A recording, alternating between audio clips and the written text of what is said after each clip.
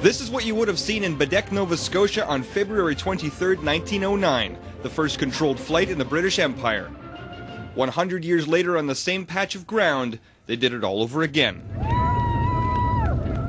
A few bounces still counts. The front wheel broke, but no matter, they had planned to do it all tomorrow anyway on the actual anniversary.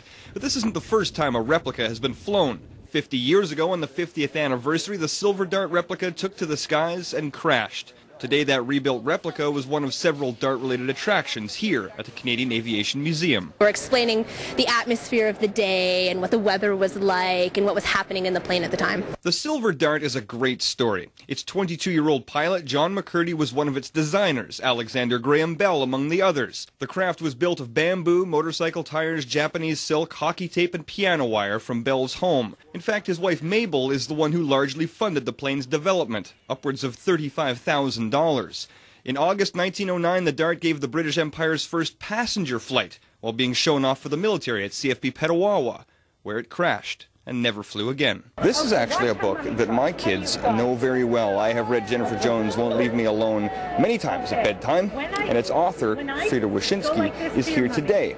Not because she wrote this book, but because she wrote this book and understands the importance of teaching kids about the Silver Dart. How do you get kids interested in this kind of thing? This is, 100 years ago. It doesn't look like a plane as far as they're concerned.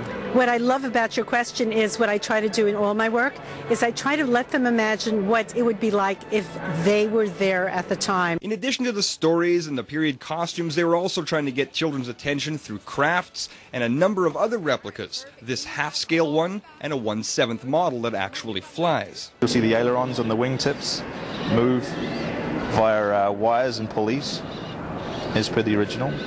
So you got to have copies of the original design plans. The original drawing is a 3-view drawing, which is front, top and side view, with very basic dimensions. We handmade every part of the model.